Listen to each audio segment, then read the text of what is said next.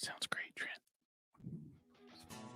Should we make this problem? Welcome to Table Talk, where there's always room at the table. I am your host. One job. That didn't work.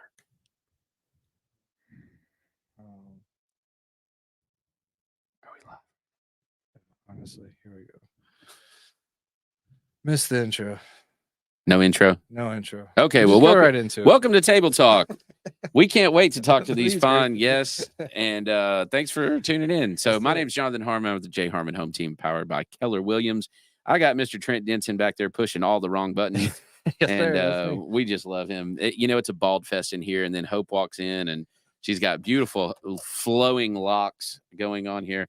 I'm like, hey, can you donate some of that? I mean, that'd be great. Sure. Just weave it together. I think I'd look good with dreads. You got enough for that? That'd be great. I Debatable. don't know. What do you think? You don't think so? Probably not. I think I would. I think I could rock that. So anyway, this is Table Talk live. We haven't done Table Talk live in a while, and I'm pretty excited about that. And we've got all kinds of stuff to talk about with Hope Warfel, Hope Warfel Coaching, and amongst several other things that that she does.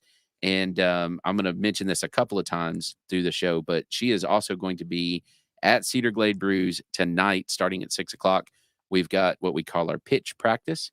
So if you are in sales, if you are in marketing, if you ever have to sell anything to anybody, and I'm going to tell you, everybody has to sell something to somebody, even if it's just to your kids. Right. Sometimes selling an idea, then this is a program for you. So especially if you get uncomfortable representing yourself, and a lot of folks do.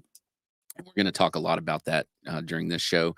A lot of folks feel like, well, people won't really like me anyway. So, and so you kind of just get over that, and so we're going to talk about that. And I think that's probably some of your coaching, is that confidence to be able to say, no, you can do this. Yep, exactly. So applying for a job, there's all kinds of places that you've got to sell something, and you just got to understand what your product is and understand what your value position is, right? Agree, yeah. And so we'll talk about that. So that is tonight, Cedar Glade Brews, 906 Ridgely Road at 6:00. We've got pitch practice with Miss Hope Warfel right here, going to be there teaching you on first impressions, which is great because I have a lot to learn on first impressions. I can be a little bit brash sometimes and come across a little people have used the word intimidating, and that just bothers me because I don't feel intimidating, but Okay. I don't know. I guess I get serious. You'll find tonight that first impressions are really a measure of someone's warmth and competence, and the balance of those two things. So it sounds like you're very competent, right? That's a good way to put it. Yeah. Honestly, that works. And not always very warm. That came from Princeton. That's why. That's why that sounds good. Princeton. And I usually warm up pretty quick, but at the beginning, I'm gauging you, and so I'm sitting here going, okay, how much effort do I need to put into this conversation? Or I'm trying to figure out, where do I start? Like, if it's a complicated message, where do I start? Because one thing I hate is people starting with all kinds of prior knowledge that I already have, and I'm like, okay, please get to the point, right? Competent. Yes, You're and very just competent. let's go, right? Yeah. And so I want to make sure that I start at the right place to not repeat and what's the word, be redundant with stuff that you already know, because that's annoying. I don't like being that's when I start feeling being preached at, right? So anyway, all right, we're gonna get to that here in a sec. Before we do that, let's pay the bills. Mr. Bryan Nale, I had the pleasure of seeing him this morning. And Bryan here, I love Bryan because Bryan is a really smart dude, and Bryan knows enough to where it's rare to see him get rattled a little bit. Yeah. You know what I mean? Mm-hmm. And the mortgage industry is changing so rapidly and in so many different areas. He had a situation this morning that he was dealing with. I don't think he'll mind me telling a little piece of this story.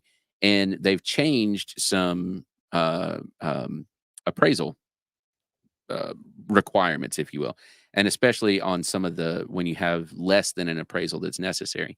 And so there was a little situation that evolved. It wasn't his fault at all. It was something that kind of evolved around him. And it was neat to see him just a little rattled and how he was handling it. And he was handling it exceptionally well. Um, you don't necessarily need somebody that has all the answers. You just need somebody that knows where to get them. That's right. And how to get them. And that's Bryan Nale. So we love Bryan. And so let's hear his commercial.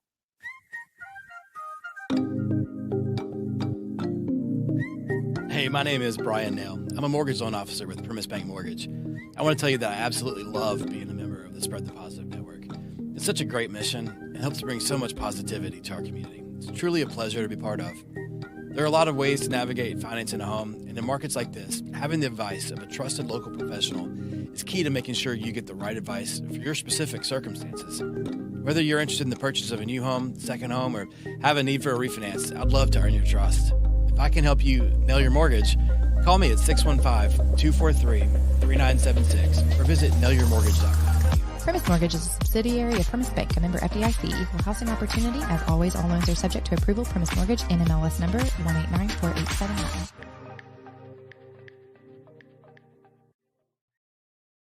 And if you have mortgage needs right now, no matter how complicated, get with my guy Bryan over at Primis. Let's dive in now. We got Ms. Hope Warfel, and I am excited.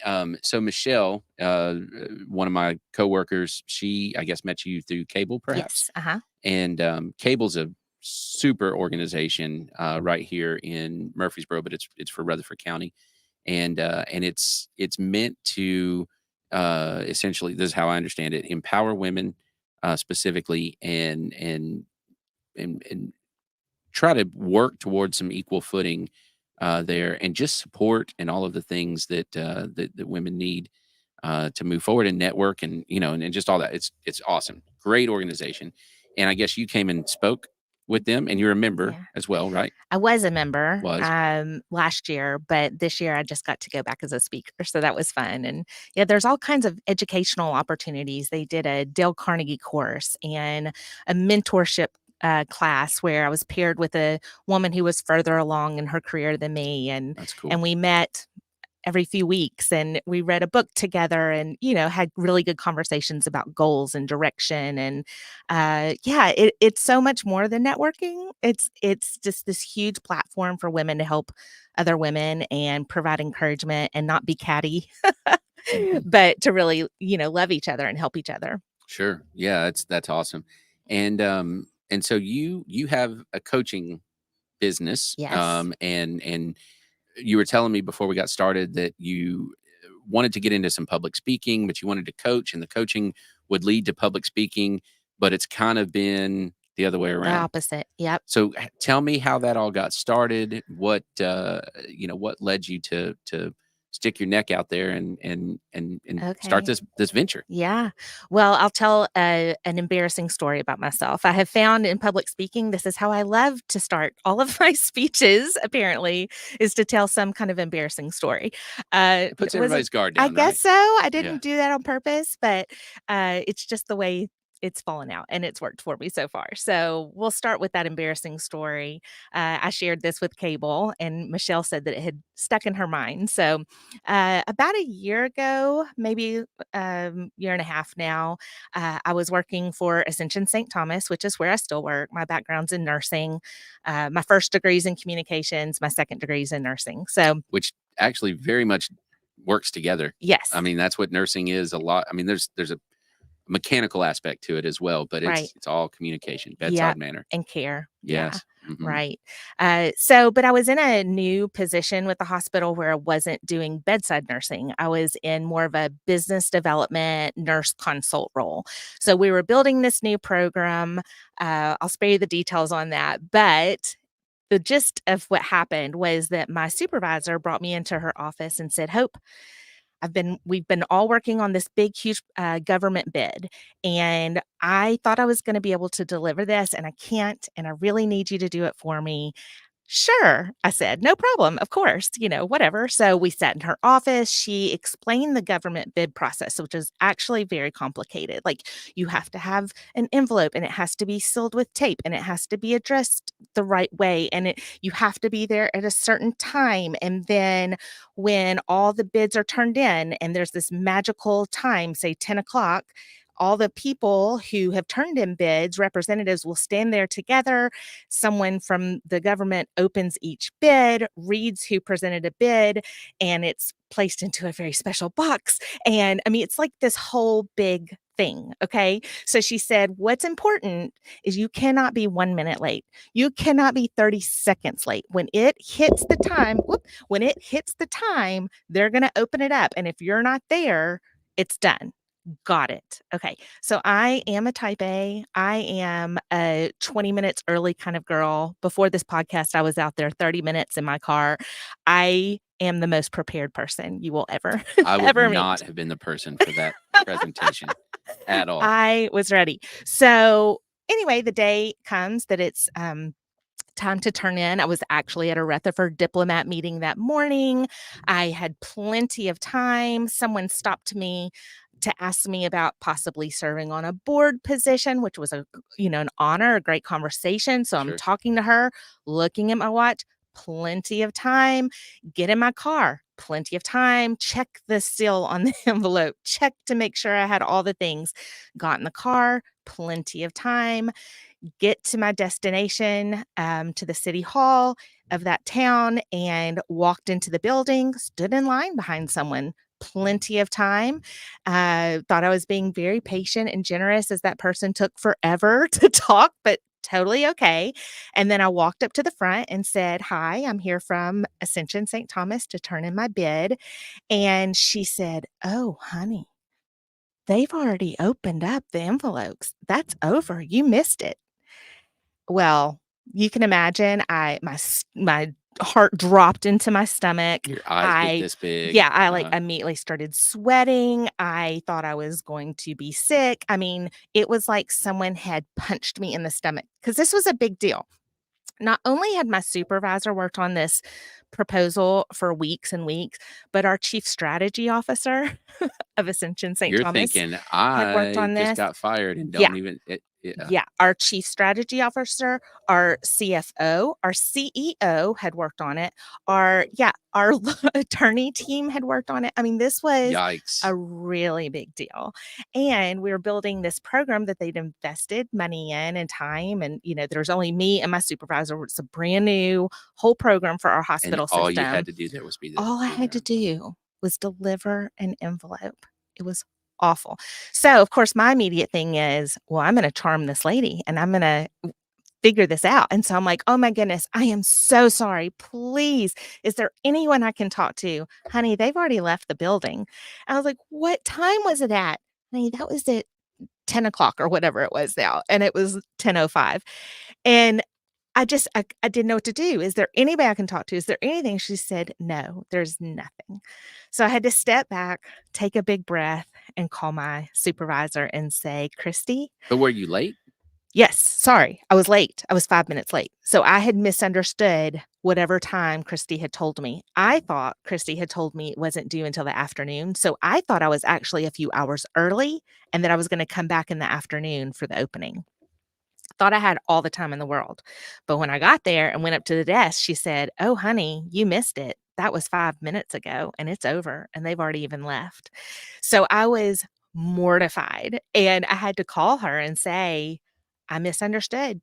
I don't know how I misunderstood. You and I were in this office all by ourselves. You gave me very clear instructions. I was listening. There were no distractions. I wasn't looking at my phone. There was nothing. I mean, I just, like a 5-year-old, did not listen well.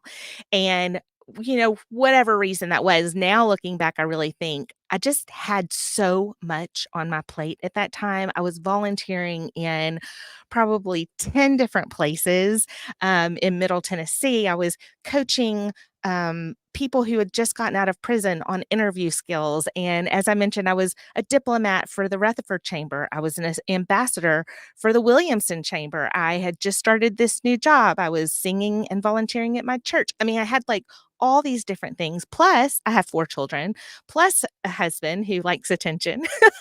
And I just think that when it just came down to it, I had too much information I was trying to hold, and it was a complete breakdown of communication. Oh, And man. so, yeah, it was pretty terrible. So my boss was lovely, and she said, "This is pretty bad, Hope." "Yes, yes, ma'am, I know. Yes, yes, I know it's bad." She said, "Go home. Let's have a virtual meeting later this afternoon." So during the whole virtual meeting, tears are like running down my face, just running, but I'm trying to be professional. And so I'm trying to be very stoic and not look like I'm crying, although the Which makes tears, it worse. but it was awful. I wound up taking 2 days off work, and thankfully, and she said, "Hope, I have to tell the leadership this is what happened." "Yes, I understand." So I was just, you know, one of the good things I think I did in that was I said, "Hey, I messed up. Like, this is just a basic, I was not a good listener, or I should have double checked the details. I'll never make this mistake again." Because the one thing that was the most important was don't be late. Right, exactly. And so it was just a mortifying experience, but I did stand up and just say, "I'm responsible for this. I'm very sorry. I will take whatever you need to dish out because of it, and I need to learn from this and move forward." Thankfully, I must work for the nicest people in the universe because I didn't get in trouble, and they were more concerned about, "Oh my goodness, is she going to be okay?" Because they knew how upset that this experience made me. But here's the other piece of that, and I think this is critical for understanding the scenario. You do work for the nicest people in the world, I it do. sounds like. Ascension St. Thomas, nonprofit Christian organization. They are the nicest. But you also are reliable. And so when they see that you made a mistake, there's not a pattern of mistakes. There's not a pattern True. of disrespect. There's not a pattern of disregard, right? They know, no, she's feeling this. Like she knows, holy smokes, I botched this. Yeah. And my supervisor did say later, "I was really impressed that you didn't try to blame it on anybody else." Yeah, I got behind a tractor or, Right. whatever, You right? didn't try to blame it on anyone else. You just owned it, apologized, and, learned from it. And so I think it was a good little life lesson. Sure. So after that, so that was in November of last year, and it really shook me. I mean, it truly did. It kind of like, who am I even anymore? Like, what is happening in my life that this has even happened? And that might sound very dramatic, but it's just where I was. That's Sure. just the way it hit. Because that's not you. It's just not me. And it Right. was such a big deal. So yeah. So really shook me and caused me over the next few months to truly reevaluate everything about my life and what I was doing and how I'm spending my time. And even though as a nurse and just the type of person I am, I want to volunteer everywhere and I want to be a part of everything that's going on. And I get excited about it. It brings me energy. But in Yes. reality, we only have so much bandwidth. And it was very clear to me, like, you need to cut back. You need to kind of take a minute, wipe the slate clean, maybe even step back from pretty much everything except I could still sing at church, but pretty much everything else, I said, I just need to take a minute and hit a reset button and work on myself a little bit, and then I'll be back. So give me a minute. And add in intelligently, right? I hope so. But what do you mean by that? Well, I mean, like, you're going to take a step back and add in slowly and very thoughtfully. This one brings me joy, and this one builds up everything else, and it edifies and all of that kind of thing.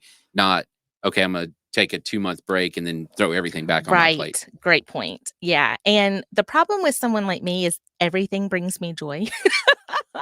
Like, I truly love people. What?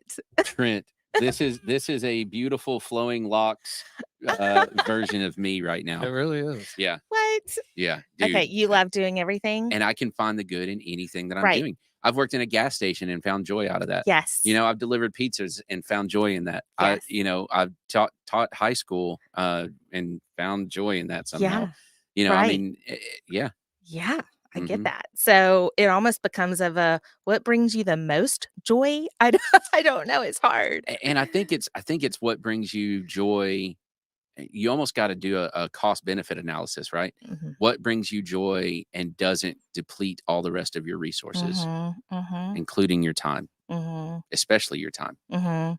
Yeah, and at the time I was volunteering with that ex-convict organization, which was in Davidson County. I Mhm. was doing multiple things over here in Rutherford County. I was doing things in Williamson So you're County. also geographically spread out. Yeah, it was just Mhm. too much. And yeah, it was just too much. And Mhm. and there was a real consequence that didn't just affect me, but other people. And it was just a great time for Wake Up. And the consequence was on the thing that actually, supports your family. Oh, yeah. Great. Yeah, great observation for sure. Right. So, I get it. yeah, so about that time, I also had this job transition still at Ascension St. Thomas. I'm still there today. Huge fan. I'm always a big cheerleader for places I work. But had a job transition that gave me more of a lull in responsibility. I didn't have any stress for a little bit. I didn't have as many deadlines. It was just this transition while we were getting a new program started. And so it'd been so long since I'd had a time in my life where I wasn't in survival mode. Sure. I always refer to that Maslow's hierarchy. I don't say the word correctly, but it's the Yes. pyramid. And at the bottom is that survival, just like food, Yeah. water. And then you can move up to shelter. And then you can move up to love. And then you can move up to confidence, maybe. And then Something self-actualization. self-actualization Yeah. is the pinnacle. Yeah. Yeah. And I always think about that pyramid. And I think, gosh, we just live so much in that survival, just that go, go, go, go, go, go, And go. that part's exhausting and it's not Exhausting. fulfilling. It's not. And I just, it was a time that I was able to say, wow, I didn't realize how much I was living in that fight or flight mode. And now that I'm not, and I have a little bit of time to breathe and relax, and I decluttered my house. That was the first thing I did. I think I probably got rid of 60% of our belongings. Oh, wow. No kidding. If it didn't move, I was like, you're out of here. Huge clean out, which was wonderful. What's the book on that? There's a book. Marie Kondo, tidying something. The relief of tidying up or something like that. Joy of tidying. Yes. Something. There yes. is, but it's Marie Kondo. Yes. So I did this huge declutter. I watched everything on Netflix. I don't think there was anything. I went to the end of Netflix. I slept a lot. And then I started walking. And so I said, I'm just going to start walking 10,000 steps a day. It was just kind of random. And we have beautiful walking trails where I live. So I started walking. And during the walks is where I really got this idea of, I think I need to pursue life coaching. And this is something people have told me for years. Hope, you should be a life coach. You should be a life coach. And I don't know about you, but when someone says something like that to me, my first reaction is something like, who am I? What? I don't know anything. Like, you know as much as I do. How could I be your coach? Wouldn't that be kind of arrogant or lofty of me to think that I'm great and I know more than other people? So that was my first when people would say that to me. But as I was walking and listening to a lot of podcasts, I'm a big podcast listener, and just hearing like other people's encouraging stories and kind of inspirational things, it really led to me to say, I've always wanted to be a public speaker. I've always wanted to do something that just really helps people and motivates people and inspires people. And the speaking kind of goes with the life coaching. It all meshed and made sense all of a sudden to me. So the first thing I did was get over the who am I? Well, let's talk about that for a second, Okay. because, I've had people say similar things to me. You should coach something. I don't know about a life coach. My life's a disaster sometimes. So That's okay. Mostly because I'm in it, but, some business coaching, some speaking, some things like that. And the first thing that enters my head, exactly what you were just talking about, why should I be qualified for that? I mean, I've done some good things, but I've really failed hard too, Yeah. and even now with the jobs that I have, I find myself kind of struggling with this. It's become almost a pop word now, but imposter syndrome, right? Like, what if they find out that I'm really not as, whatever, fiscally responsible, smart in business, whatever, as they think that I am, right? And how do you speak and connect without some vulnerability, And if I do that, everybody's going to know that I'm really a disaster. You know what I mean? So how do you deal with that? How do you get over that? Do you get over that? Right. Great. Well, the first thing I did was I looked around in my community and I found people already doing what I wanted to do. And I went and talked to them. And I found out, what is it really like? Not what does it sound like on a podcast Sure. when this professional person, when Mel Robbins is talking about it, but what does it look like in Nashville, in Murfreesboro, in Williamson County, in these areas? What does this look like? What time commitment? What skills do you think are needed? Do you think I would be good at this? What pitfalls do I not realize yet? What certifications do I need? Right. Tell me your story about how you got started. What do you wish you knew?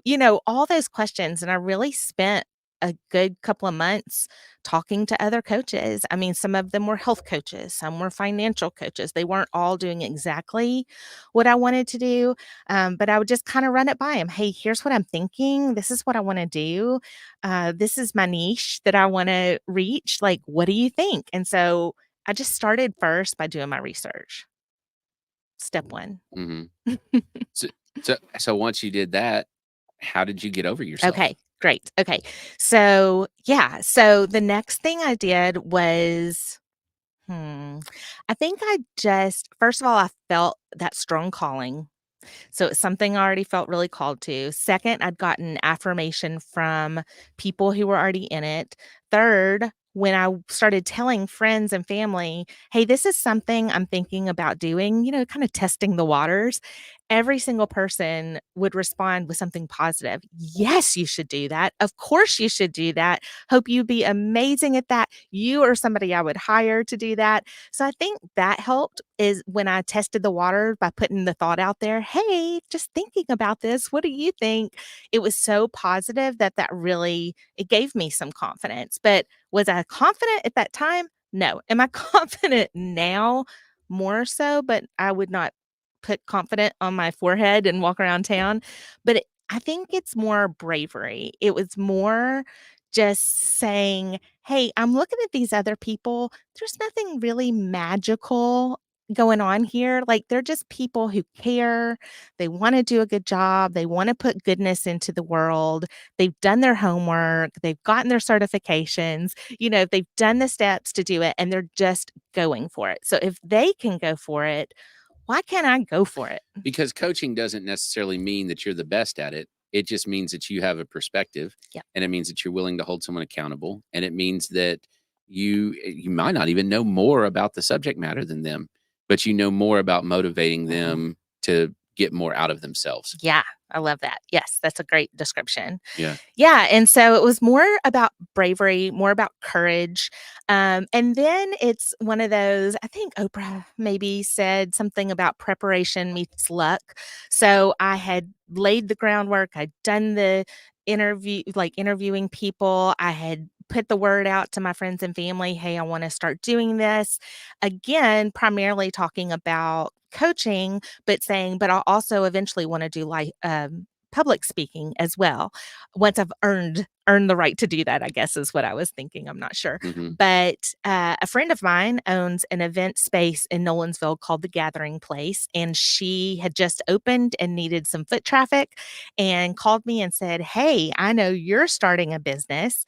We should partner. I'll give you the event space for free if you'll bring people in. So one of the advantages I have is I love people, as I've said, so I know a lot of people. So just on my social media, I started putting out, hey, I'm going to give a talk and I would love for you to come for free. Like, I will just beg you basically to come listen to me speak for the first time. Now, I'd done speaking in professional settings for companies for years. So I had experience in public speaking, but doing it in this context is very different. It's Yeah, not, because it's your content. It's not yeah, the message that you're delivering for someone else. right. It's very different. So I was terrified, absolutely terrified. But my goal was 30 women to show up. I think I had 32. So I was thrilled. We came to this beautiful space. The lady who owned the event space asked me to speak about decluttering your mind because it was April, it was spring, and decluttering is a big thing. So I probably gave them way more information than they wanted. There were plenty of mistakes and messes up and all that kind of stuff, but I did it. And when I did it, the whole time, I just felt like this shining light. Like I knew this is what I'm supposed to do. I'm having the time of my life. People are responding. They're nodding. They're smiling at me. They're laughing when I say funny things like, oh my goodness, is this even really happening? Mm-hmm. How is this happening? It was just such a thrill. And I think I was on some kind of like adrenaline high for several days afterwards, just with the joy of it. And that really propelled me to say, okay, I'm still not confident and I'm still, scared to death, but that went really well, and it's something I really want, and I'm gonna keep moving that direction. It gave me just enough juice to keep going. Do you ever worry about people in the audience calling you out on something? Like you say it, and then somebody in the audience is like, well, that's not really true. Yeah, that hasn't happened, but if they did, I think my response would be like, "Okay, well, tell me what your thoughts are, and, maybe you're right, I don't know, let's Google it." Right. I mean, I, I'm not an expert in everything. I used to teach So at MTAR and Middle Tennessee Yeah. Association. I taught contracts, and I said something one time. It only happened once, and somebody in the class was like, "No, that's not true." Oh. And I went, "Oh, really? Show me." Yeah. And we had a dialogue back and forth, and anyway, it worked out. Turns out we were actually both kind of right, but neither one of us Right. was completely right. Yeah. So anyway, it was interesting. Yeah. So I got to ask this. Mhm. So what is the difference in your mind and I have two different ones. Okay. Mhm. The first one is coaching versus counseling. So as a Mhm. life coach, Mhm. you're not necessarily pigeonholed to a specific topic, right? You're not a real estate coach or whatever, but you're a life coach. So what is the difference in life coaching and counseling? Mhm. Yeah. So I do have a niche. It is, can apply to lots of people, but it's typically midlife women who are going through some kind of change in their life. So it might be they're ready to return to work after staying home with their kids for a long time. Sure. It could be that their kids are just a little bit older now and they have more free time all of a sudden and they're not needed 24 hours a day. And they're like, wait a minute, now who am I? What do I even like anymore? What should I do with the next 20 years of my life? Should I change careers? Should I go back to school? Should I get a new hobby? Like just this feeling of being bored and lost is very common for women my age. I'm 47. So really common. We're just like, oh, okay, well now what? Because what you thought you dedicated your purpose to for Yeah. a long period of time Yeah. has moved. Yeah. Yeah. Sure. And even You've lost some identity. Right. And even women who maybe their focus wasn't children or they had the focus of children and career, they've probably gotten to a place in their career where they've met a lot of the goals they set out to do. Yeah. And so they're like, this is it. Right. I worked I- so hard to I've- become a director. I've arrived. And this is what I worked so hard for. Right. Like there's got to be more to life. And Yeah. so that is a niche I have. So I don't claim to be able to help everybody in the world. That would be unrealistic, but these are my people who are really set out to help.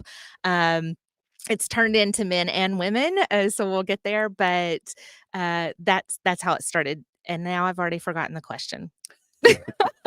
That's okay. So it was, what is the difference between Counseling. coaching and counseling? So counseling, we think of it more like archaeology. Like you're digging a lot of things up from the past. You're looking at how it has an influence on your behavior today. It's a lot of looking backwards and in the moment of where you are. And it's a lot of healing, I think, a lot of processing, possibly diagnosing. I wouldn't because I'm a nurse, not a doctor, but Well, but I mean, in diagnosing, I don't necessarily mean like, actual ailments, but Mhm. but why do I think like this? Well, let's Yeah. diagnose where that came from. Got it. Yeah. Yeah. Mhm. Yeah, exactly. So we think of counseling is a lot like archaeology. Now, that's I like not that. 100% all the time. So all you counselors out there, don't get mad. But I'm just for an easy explanation, that's where we're going to go.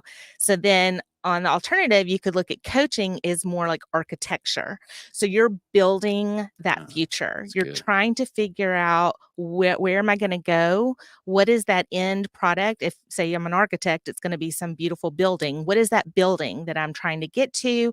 And what are the steps that I need to take to make that building happen, to make it possible, to make it real? I love that. Yeah. And so I think that's now there's a little crossover and all of that. It's not black and white like I just made it Because sound. you There's a can't whole build a lot of good gray. building without knowing what the foundation is. Exactly. Mhm. And honestly, that's the first step of coaching for me with my clients is taking an assessment of where you are right now. And that's not a test. Like I have kind of a system, but that I walk people through. But who am I right now?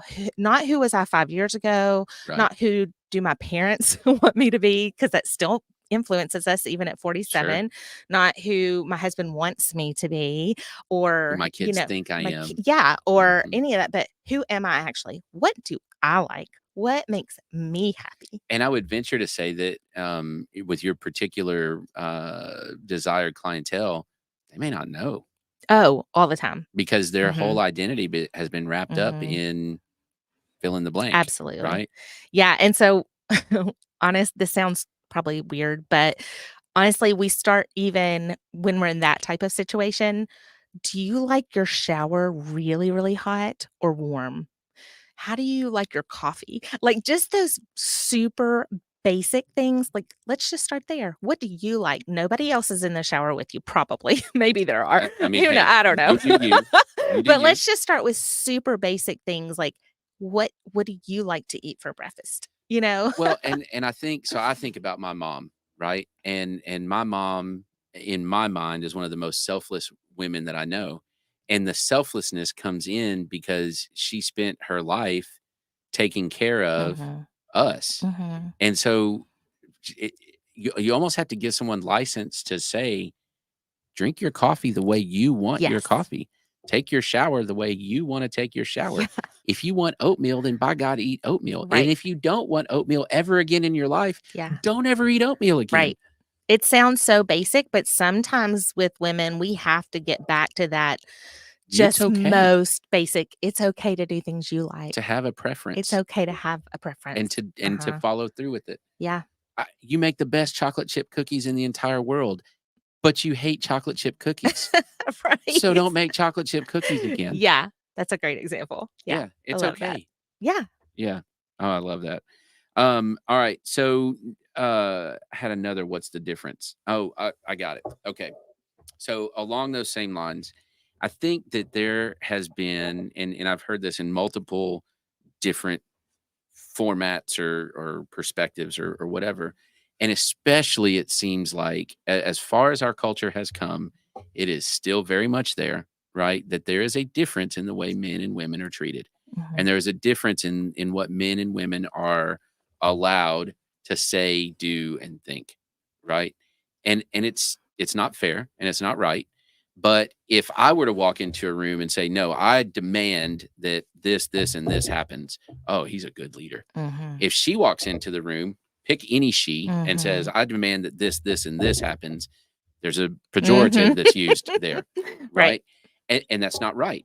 So how do you get somebody past that? And if they're building their career, if they're, transitioning, or they just want to, they've hit Mhm. that glass ceiling, whatever it is, what do you do about that? And then the next one, I showed you this question before we started.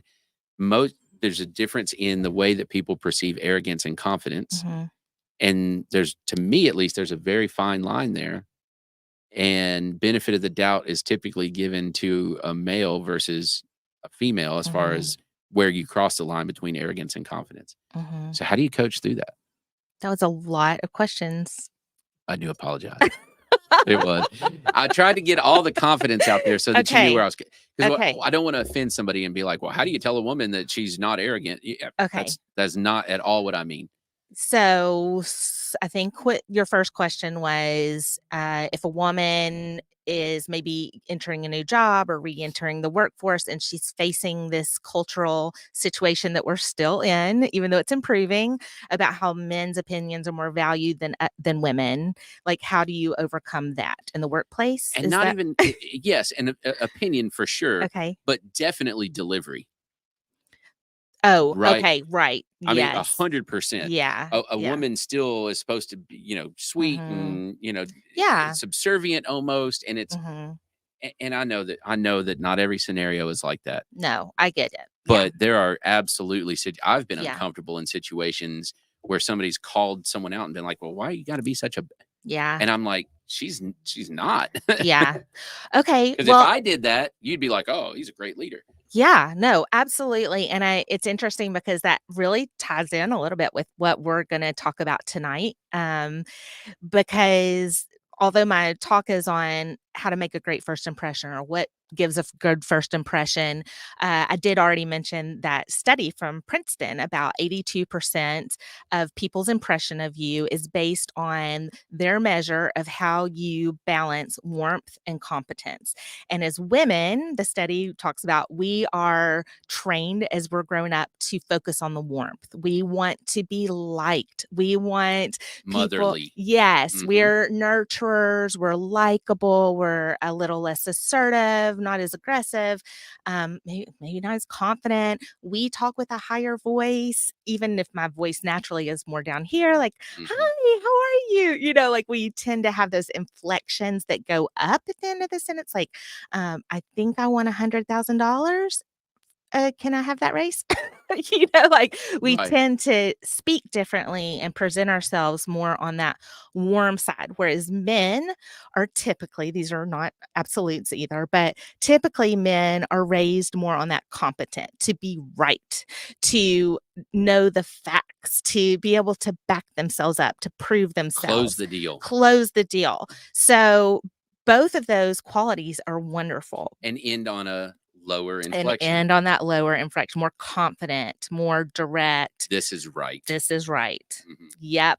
So even just in those voice inflections that we're talking about is so influential on how people perceive you and how much confidence they have in you to hire you, to listen to you as a physician. There are studies for physicians out there about they recorded physicians saying, hello, my name is Dr. Sampson. I'm an oncologist and I work for Harvard Medical or whatever, versus my name is Hope Warfel. I'm a life coach and I'm just so excited to be here today. And so they took these different voices of physicians and they made it into garbledy-goo. So instead of whatever I just said, it would be more like Charlie Brown. Right, Yes. exactly. And then they put it in front Who's of more competent? right, thank you. No, he's not competent. Okay. No, I'm Oh, listening. Like, okay.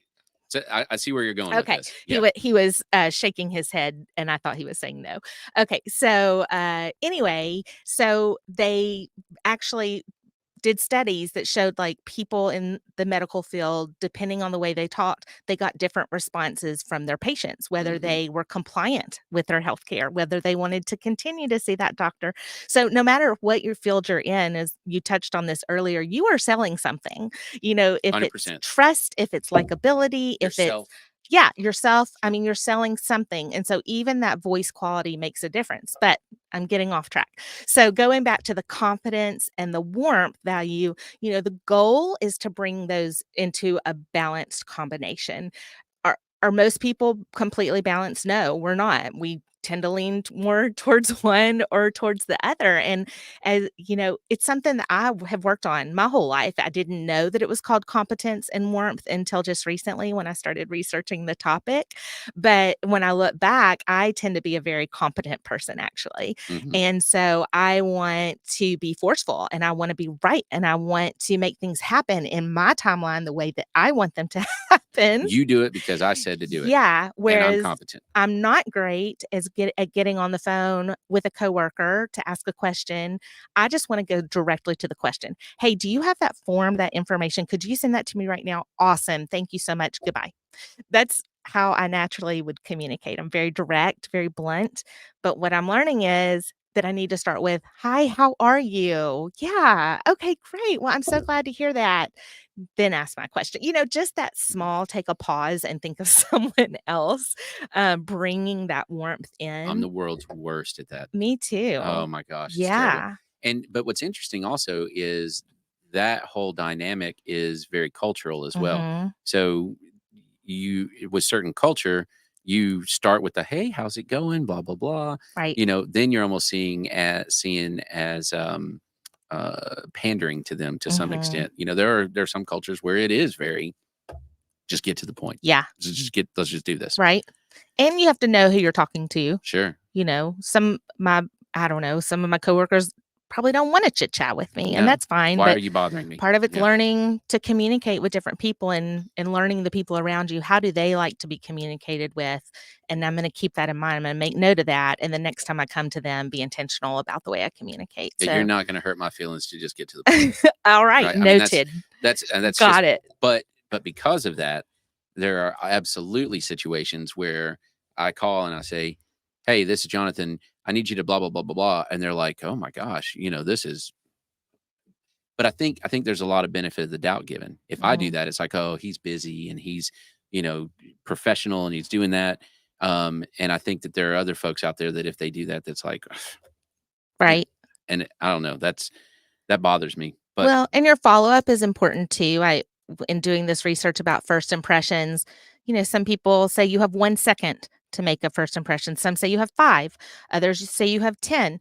Others say it doesn't, that first few seconds, you can change their mind. Don't worry about it. Some say, don't even worry about the first interaction. If you totally blew it, you have every time we're talking to someone, we're reevaluating in some sense. Now it's harder if I've given you a really poor first impression, it's gonna be harder to win you over, sure, but it's still possible. So it's even that's a little gray about, but it still means we have to bring our best from the very beginning. right. So if it's a woman, circling back to your question, I keep getting a little off. But if it's a woman and she's re-entering into this new situation where there's not a great balance sometimes of men and women and what's expected of them, you know, in all situations, we just do the best we can.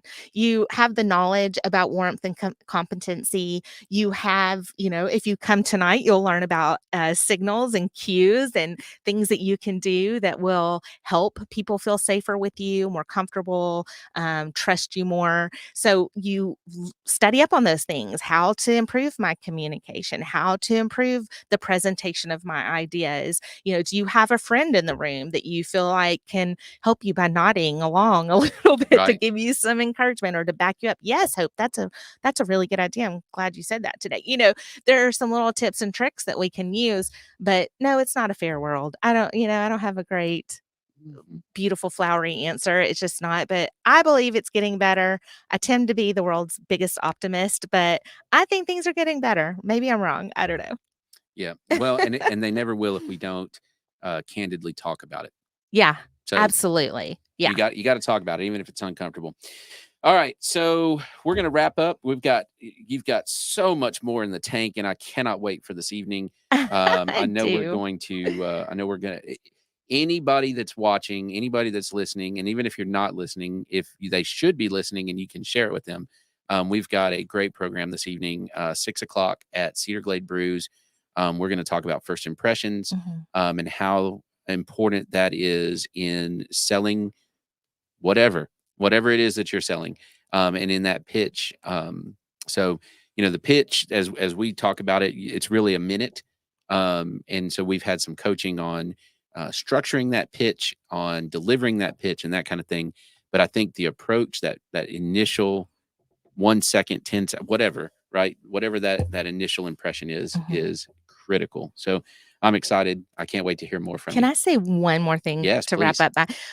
One of my biggest things is, remember back when I'm walking, I'm doing the 10,000 steps a day. One of the podcasts said, like, if there's something when you think, if I could do anything, what would it be? And you close your eyes and you see that thing, There it is. That's your call. Like, stop waiting for people to tell you you'll be great at it. Stop waiting for someone to ask you to do it. Stop, just do it. Like, this is it. If you're waiting for a call, and for your listeners, if you're waiting for a call to go after that dream, to pursue that degree, to marry that person, to quit your job, whatever it is, this is your call. Stop waiting, because I'm giving it to you right now. Well, on the marriage thing, you probably do need to wait and make sure that they're on board as well. But other than that, yes, 100%. Yeah, absolutely. Well, I'm excited about tonight. 6 o'clock, 906 Ridgely Road. It is free and open to the public. Yes, we will have some beer if you need some liquid courage. It'll be a lot of fun. So excited. Thank you, Hope. Yeah. This has been uplifting for me. So good. All right. Well, Trent, you got anything? No, sir. That was great. Thank you, Hope. Great. It was. I'm you. excited about this evening. And if you missed this evening, then look up what's the website? HopeWarfelCoaching.com. HopeWarfelCoaching.com. And Hope can come out and maybe speak to your group and deliver your own special kind of encouragement there. I love it. All right. That's about it. We got some fun stuff coming up at CGB. We'll get on that on social media, and you guys can come check that out. Thanks, Trent. Love you, man. Love you too. Thanks, man. Thanks, Brian. Love you too. And love. we'll see everybody soon. Bye. Bye.